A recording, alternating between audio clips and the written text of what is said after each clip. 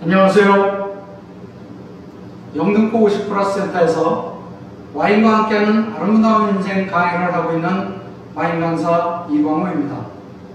집에서 즐기는 문화예술 온라인 강의 소통 시리즈 6번째 마지막 시간입니다.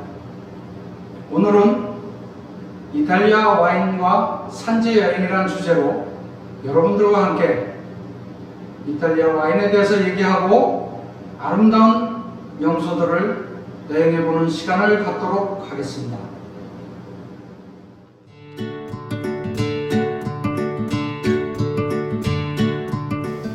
이탈리아는 유럽에서도 가장 오래된 와인 종주국이고 북쪽으로 알프스산이 북풍을 막아주고 남쪽으로는 삼면이 지중해의 영향을 받아 포도가 잘 재배되기 때문에 전 세계에서 와인 생산량이 가장 많은 나라입니다.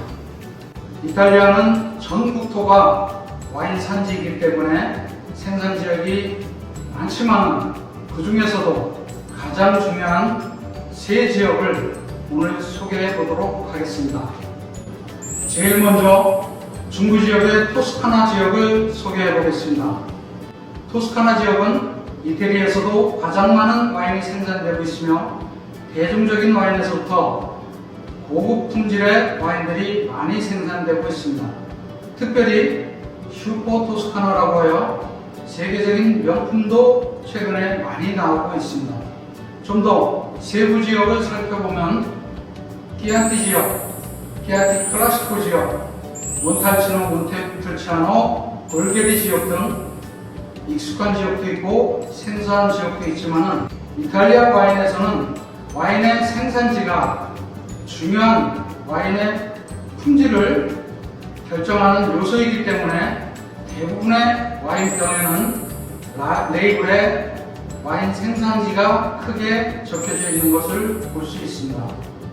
토스카나에서 유명한 관광지로는 피사의 사탑이 있고 피렌체의 듀오모 성당과 그 지역 부근의 명소들을 관람하시고 반나절쯤 시간만 되신다면 조금 떨어진 토스카나에 이렇게 환상적인 멋진 와이너리들을 보실 수 있게 됩니다. 다음은 이탈리아의 북서부 쪽 피에몬테 지역을 소개해 보도록 하겠습니다.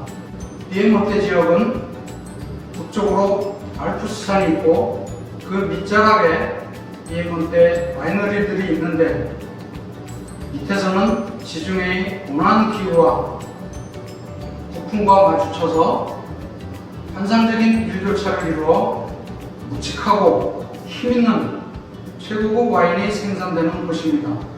이탈리아 와인의 왕이라고 불리는 바롤로 지역, 바르바레스코 지역이 가장 유명하고 또 한편으로는 우리나라에도 잘 알려진 달콤 상콤하고 디저트 와인으로 인기가 있는 모스카토 품종의 아스티 지역에서 나오는 와인이 인기가 있습니다.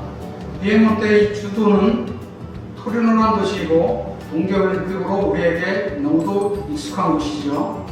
바로 옆에 마을에는 패션의 도시 밀라노라는 곳이 있습니다. 그리고 피에몬테에도 마찬가지로 환상적인 농촌 풍경들을 보실 수 있게 됩니다. 세 번째 소개할 지역은 이탈리아의 북동부 지역 베네토 지역을 소개하겠습니다.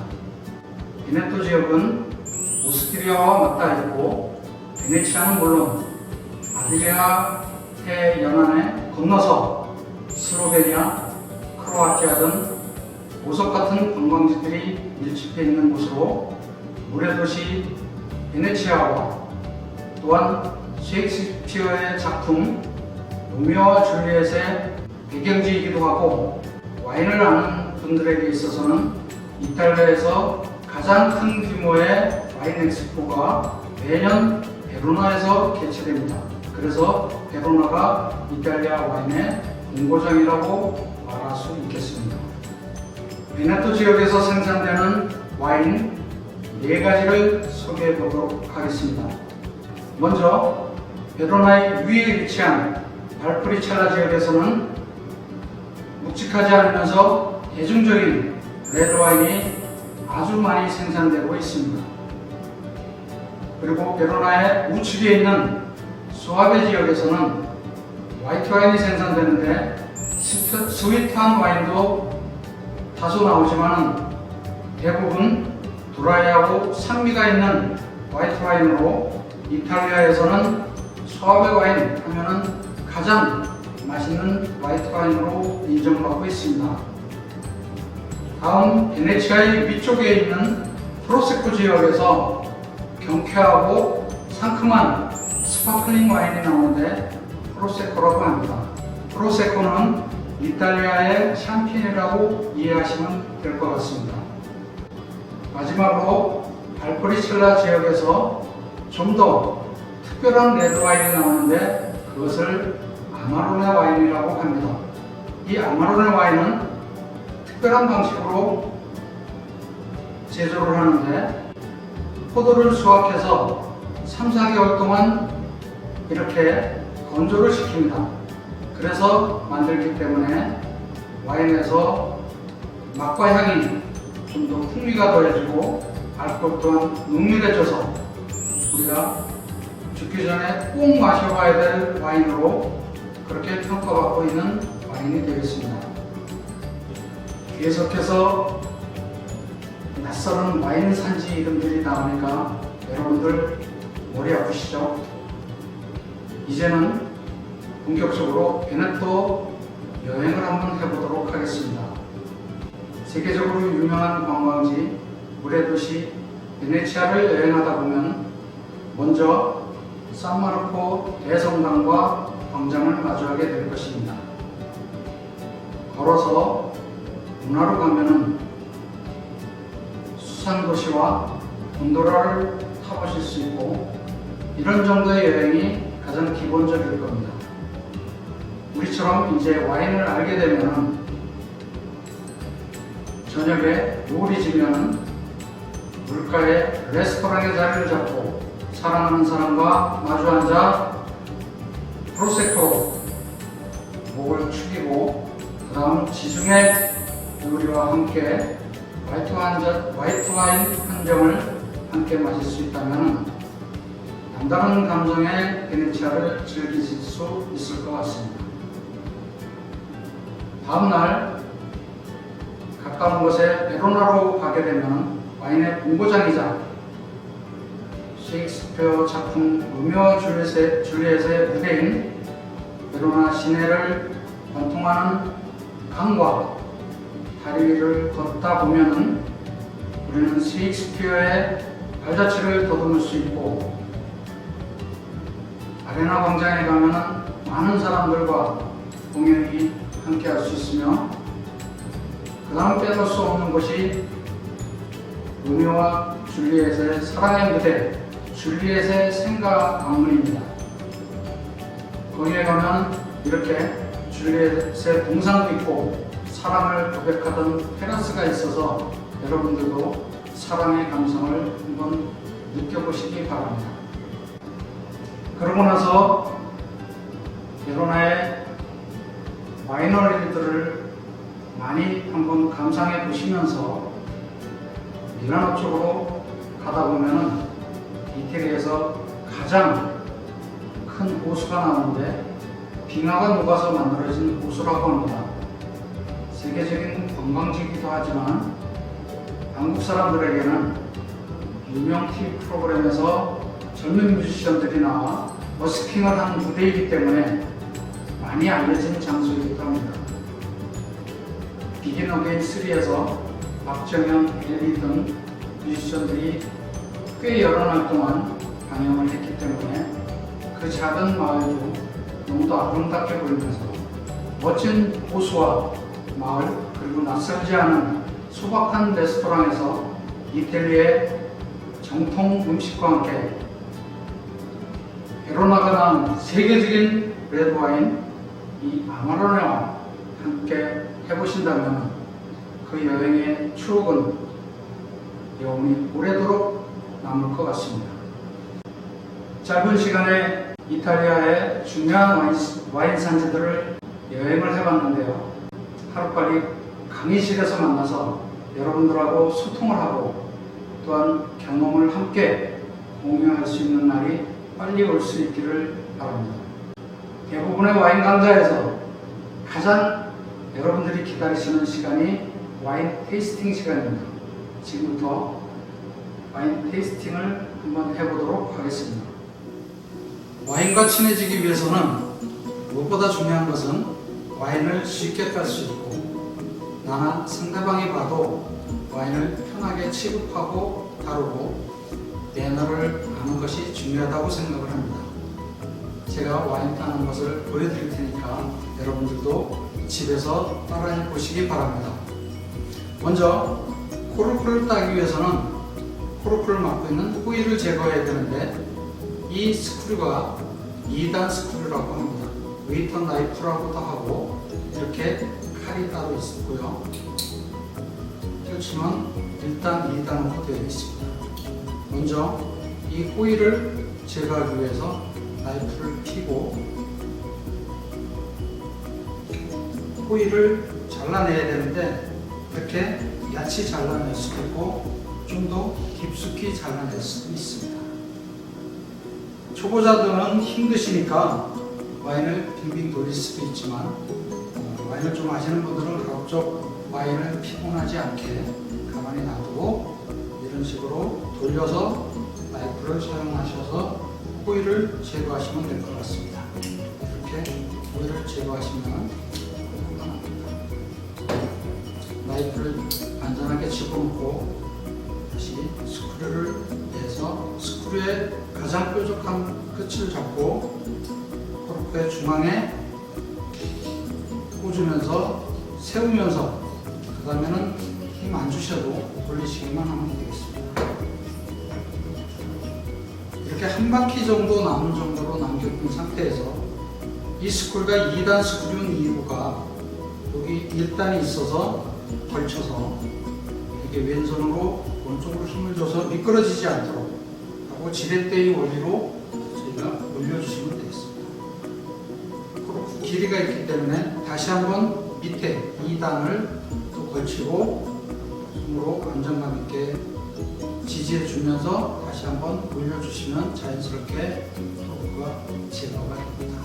다 나온 다음에 휙 잡아 빼도 되겠지만 너무 큰 소리가 나지 않도록 코르크를 제거해 주시면 될 것 같습니다.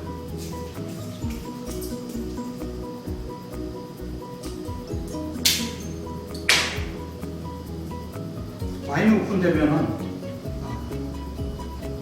와인을 이제 서빙을 해야 되는데 와인을 병을 잡을 때는 이렇게 하단부를 잡는 게 좀 더 안정감 있고 멋있게 보이겠죠.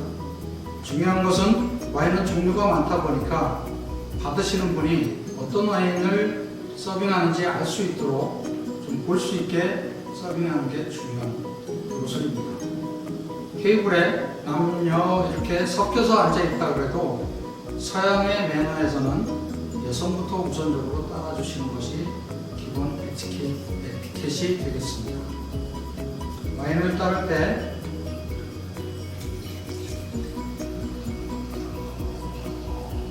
양은 크게 상관이 없다고 생각합니다.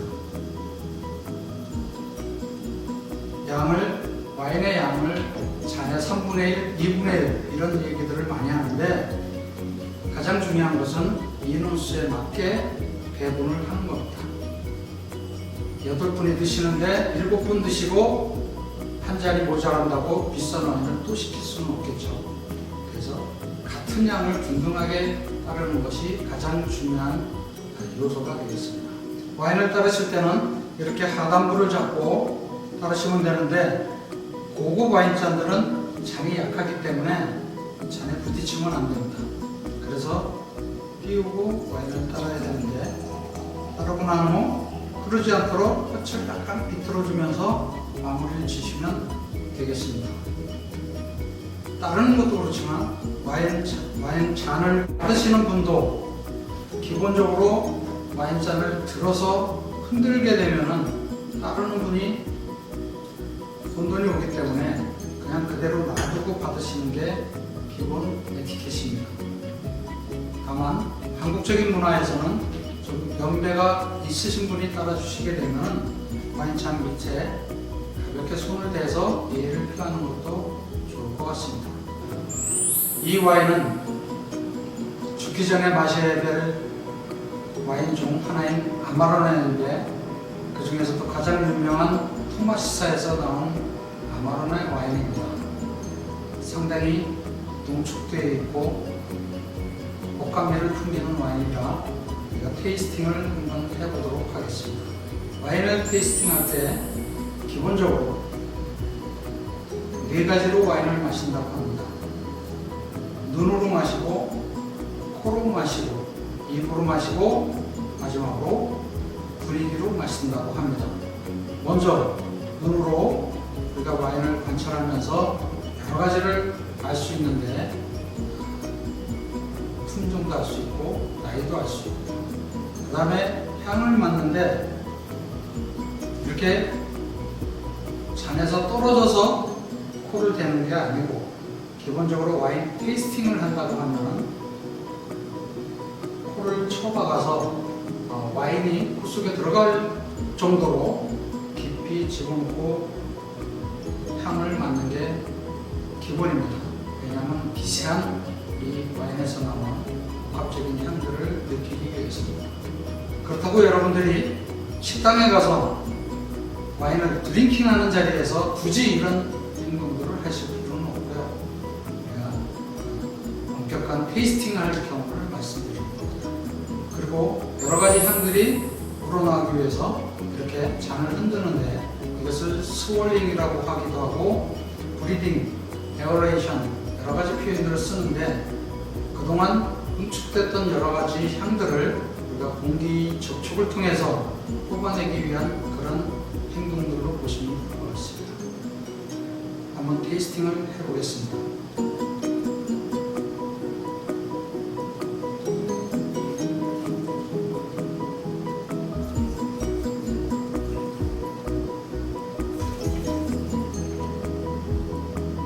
다소 소리도 나고 쩝쩝거리지만 이것이 기본적으로 테이스팅의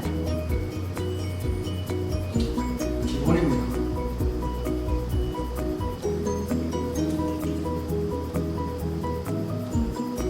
마시멘토 기법이라고 해서 정말 특별히 만들어진 이 와인은 과일향, 꽃향기도 있지만 허브향, 건초향도 있고요. 이 농밀함에서 오는 무화과 맛도 납니다. 그래서 탄닌과 산도와 단미가 환상적인 밸런스를 이루어서 입안 가득히 채우기도 하고 압박을 하면서도 목 넘김은 너무도 부드러운 그런 기분 좋은 와인입니다.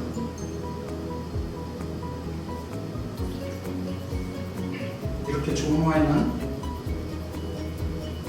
이왕이면 마블링 좋은 한우와 같이 함께 드신다면 정말 행복할 것 같습니다.